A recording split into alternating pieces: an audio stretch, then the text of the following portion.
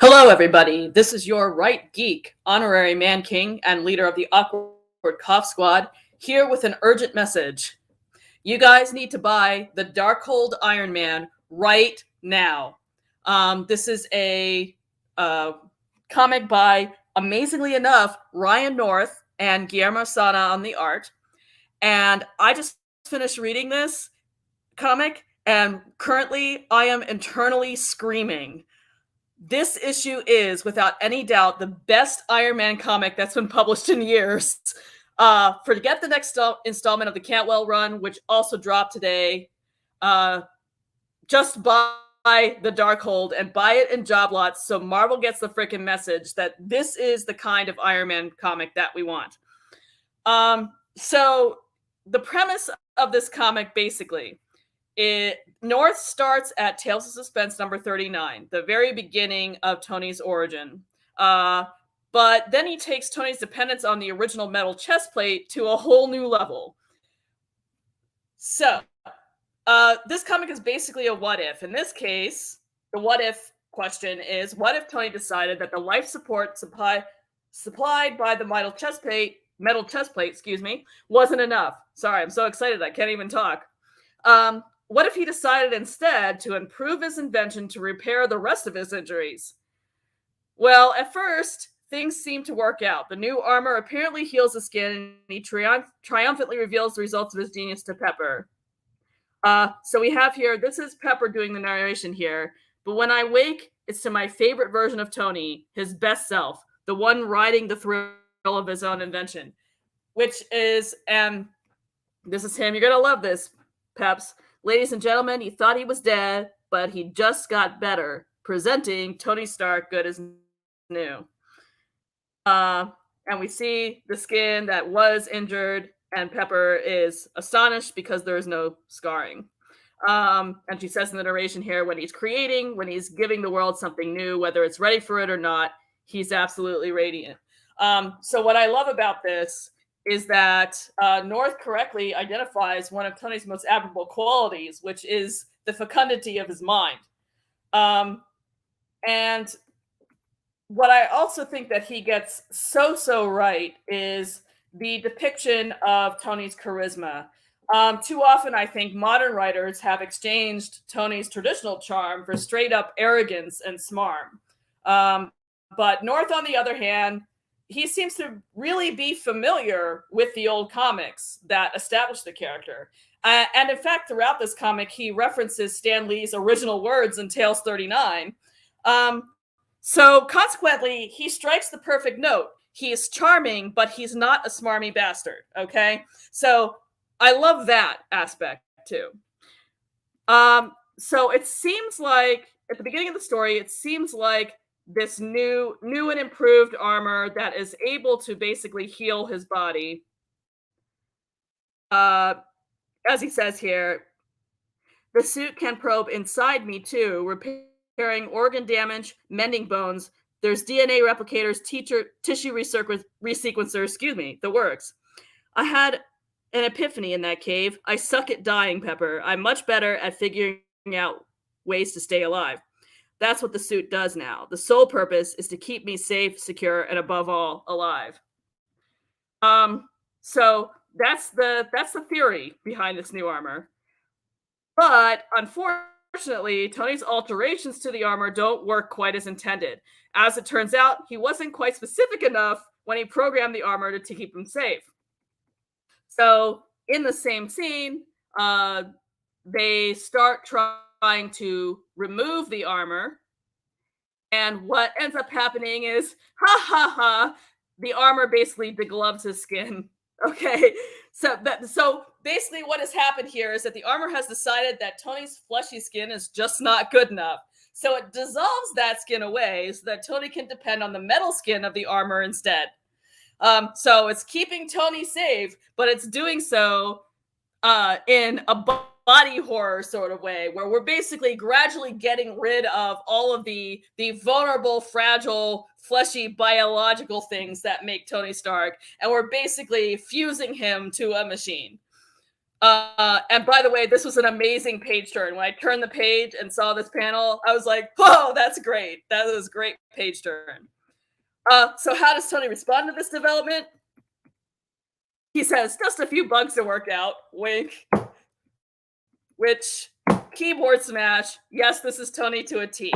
Haha, my life is spinning out of control, and I'm quite possibly dying, but I can fix it. That's basically his attitude here. And yes, this is definitely the same guy who shows up to a fight already bleeding internally inside his suit. This is perfect. Absolutely perfect.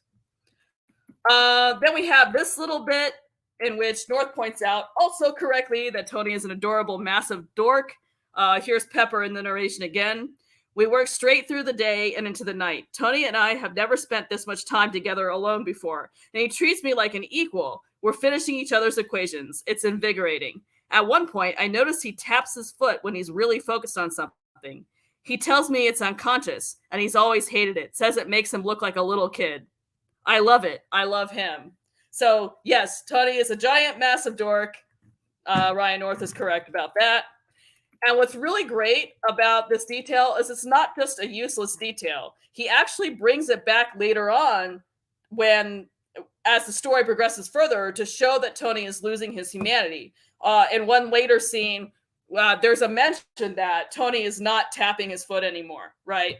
And that's a really great way to demonstrate that what happens through Tony throughout the story is basically removing his humanity step by step. So it's a really good use of a very small detail, and it just makes me wonder why, oh why, was Ryan North ever assigned to Squirrel Girl? Really, forcing him to write bad LOL so random humor was a terrible choice. He's a much stronger writer when he's being 100% sincere. For example, take my favorite scene in this entire comic. So here's the narration again. And then he tells me something he's never told anyone else before. And this is what Tony says. So, realized something while I was captured.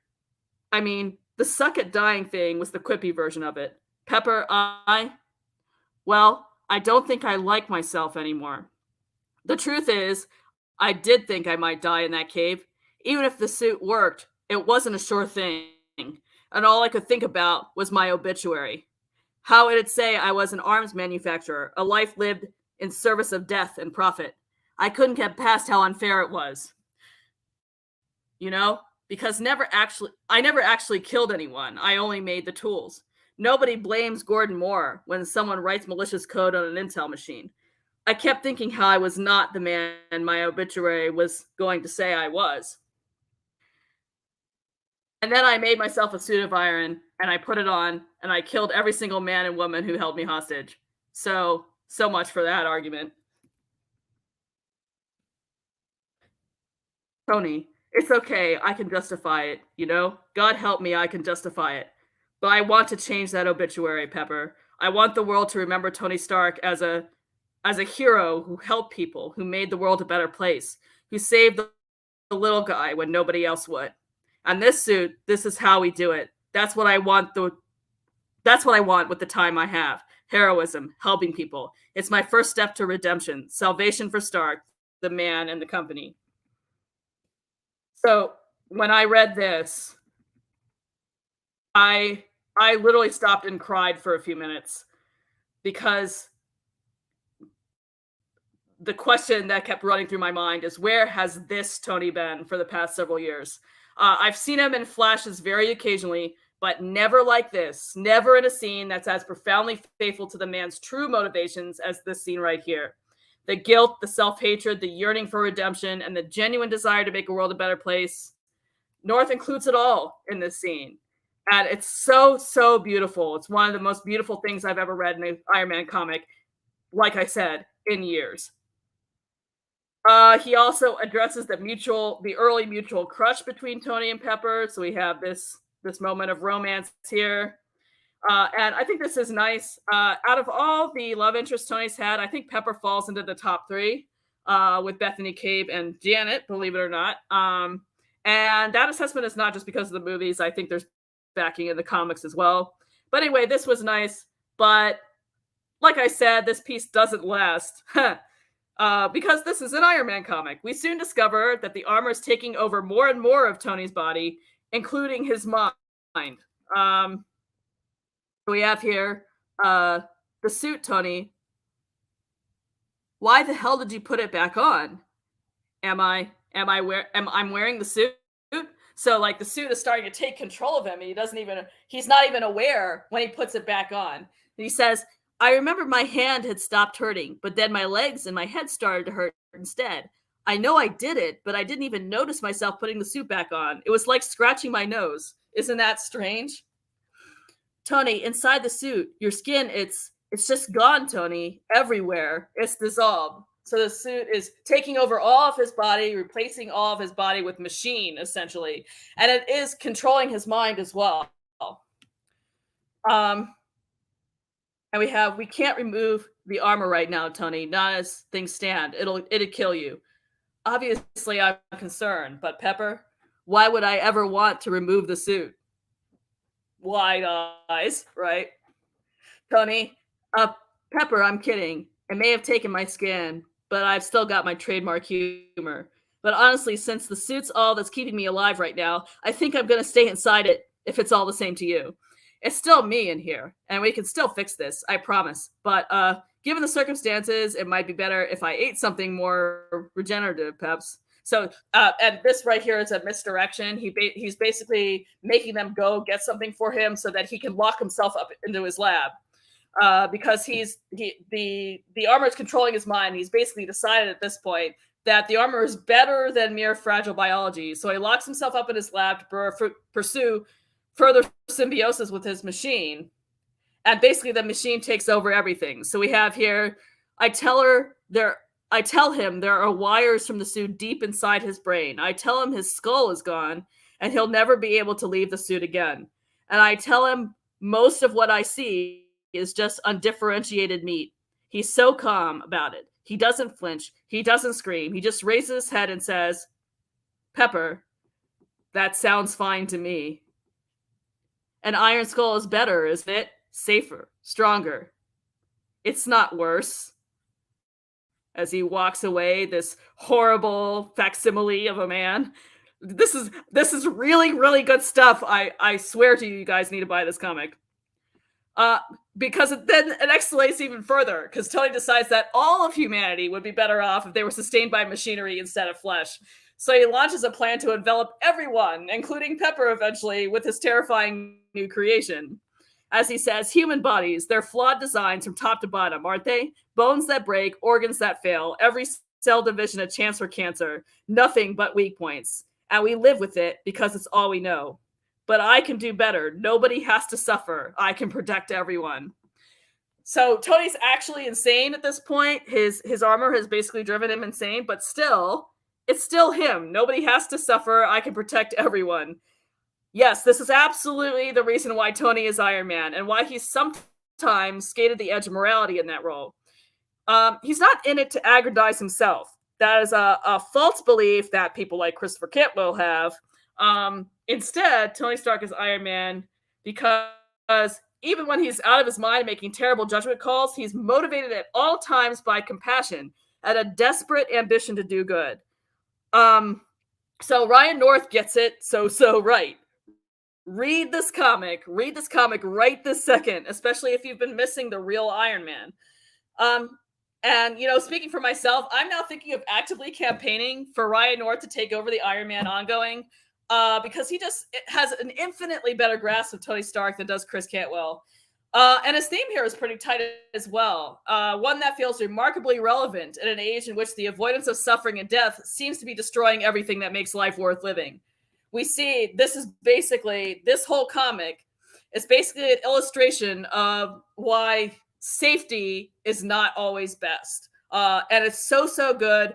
Go and buy it right now. Go to your LCS, go to Comixology, go to wherever you buy comics and pick this up. Pick this up, like I said, in job lots, because Marvel needs to know these are the kinds of comics we want to read. And oh yeah, by the way, this comic that Ryan North wrote is a much better Iron Man comic than the Iron Man comic written by Chris Cantwell that also came out today. So maybe we need to do a team change on the Iron Man comic. Please, please, God, Ryan North can do a better Iron Man than Chris Cantwell can. Please change the team, and please, everyone out there, buy this comic. I'm so excited. This is the best comic I've read in a long, long time. And thank you very much for listening. I'd love to, if any of you have read this comic already and would like to make your own commentary, please leave comments below. I am happy to spew my excitement about this comic with you here today. Thank you so much for listening, and I will speak to you in my next stream.